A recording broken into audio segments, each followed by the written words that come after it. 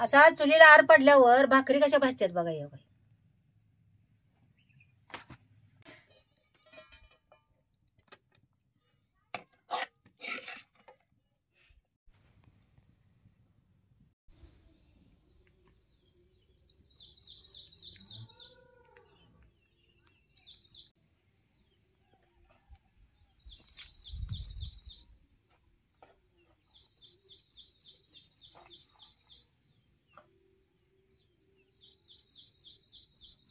राम राम मंडळी.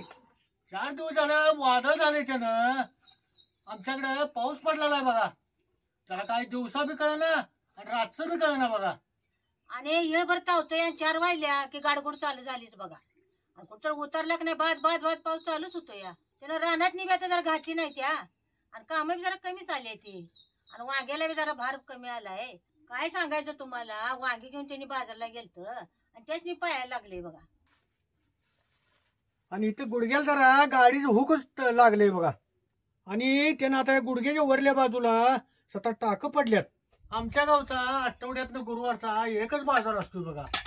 बाजार म्हटलं की लय गर्दी होती. आणि मग माळव विकणारच नाही काय. 4ला पाऊस येतोय म्हणून माळव विकून गडबडीने घराकडे जायचं. आणि बायकाची काय कुणीकडे तर बाजार करायचं आणि आपलं आपलं घर गाठायचं पावसाळ्यानं. मी बी आपलं स्वस्त माग असना गडबडीनं वांगी विकली आणि पाठी बांधली.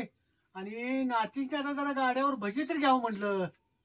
म्हणताना तोड पाठीमागणी एक जण जे आला ती पाटील तटल्यावर का नाही माझ्या गुडघ्यात त्याचं हुकच शिरलं बघा. आता पावसाळ्या गडबडीनं सगळ्यांचीच गडबड असत्या. मग संध्याकाळी दवाखान्यात जाऊन जरा टाक घालून त्याला ड्रेसिंग करून आलो. आणि त्याने जरा बाजारात ना डब्बू मिरची घेऊन आलत. जरा भरून तेलातली मिरची करतोय की सौदा करायला जरा वाळलं खोबरं केसा म्हटलं तर मी जरा लसूण तर सोडून देतो. लसूण वालाय ते ना बुकेनं फुटणं बघा. वाळा लसूण असला का नाही की लगेच कोड्या मग फुटत. आता आलं कोथिंबीर लसूण ह्या खलबत्या जरा चिचून घेतो.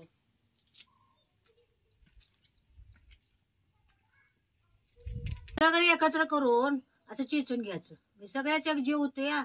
आणि सौद्यात बी चांगलं भरा येते याला.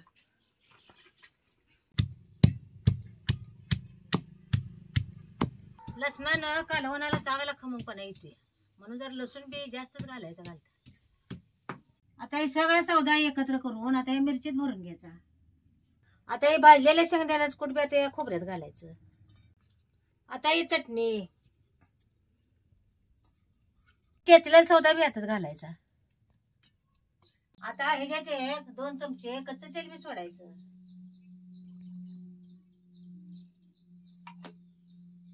आता हे सगळ्याचा चांगला एक जीव करून घेतो. आता या तेलात चेचलेल्या सौद्यातच आता हे सौदा वल्ला करून घ्यायचा. असा हे सौदा चांगला असा वल्ला करून घ्यायचा. आता हे सौदा या मिरचीत भरून घेतो. हे सौदा मिरची चांगला दाबून भरून घ्यायचा. हो काय कसं भरून घेतलं.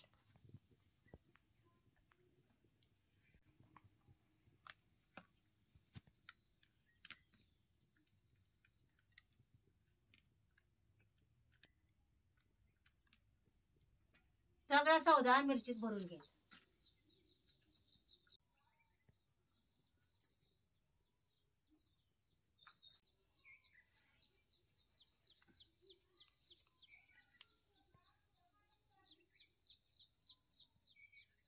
भरून झाल्यात. आता राहिलेला सौदा जर त्यालाच भाजून घेतो.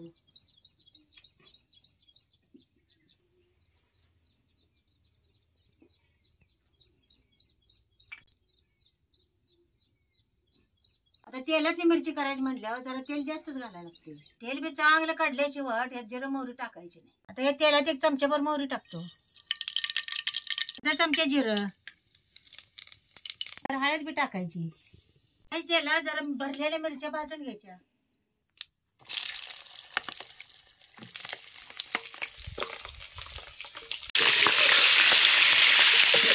आता तेलात मिरच्या चांगल्या खलवट करून मिरच्या तेलात चांगल्या भाजून घेतला तर मिरचट बी लागत नाही तर खाताना चांगल्या लागतात.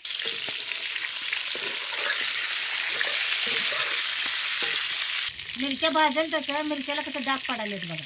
असे तेलात मिरच्या असं चांगल्या भाजून घ्या. आता हे राहिलेला सौदा त्या मिरच्यात घालायचा.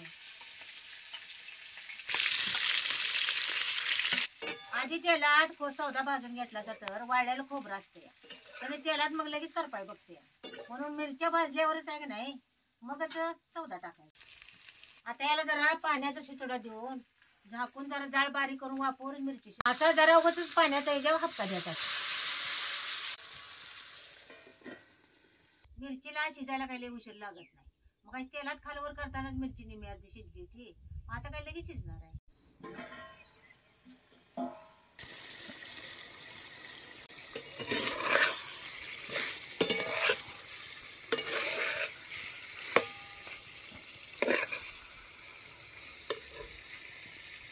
आता ही मिरची कशी शिजली बघा आपण. आता ही तेलाची मिरची चांगली शिजली. आता ह्या चुलीवर जर भाकरी करून घेतो.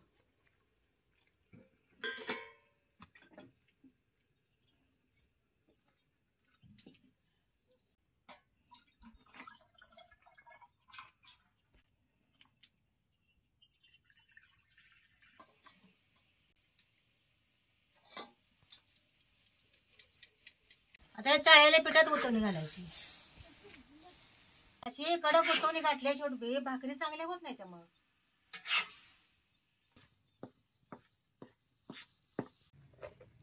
असा चुलीला आर पडल्यावर भाकरी कशा भाजतात बघा. या बाई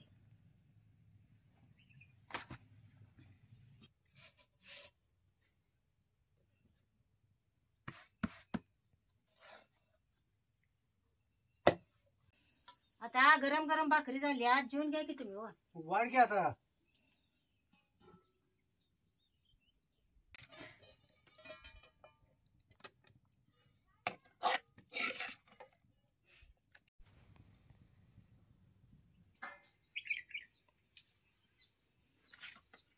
त्या चुलीवरच्या भाकरी कशा कडक झाल्यात बघा.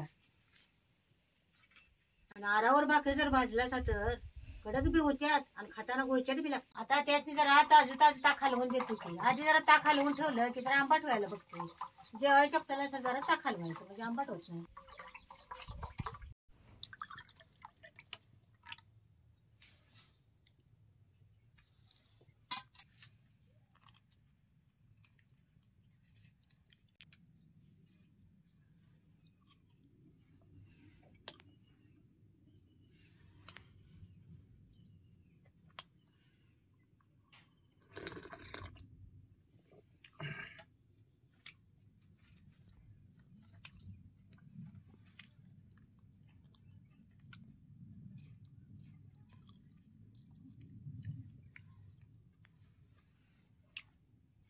अगं तेलातली वापर केलेली मिरची का नाही लई चांगली झाले बघ. लसूण आणि जरा खोबरं जास्त घातलं का नाही की मिरची चांगली खामक होत्याच हो. हे एक नंबर झाले ग.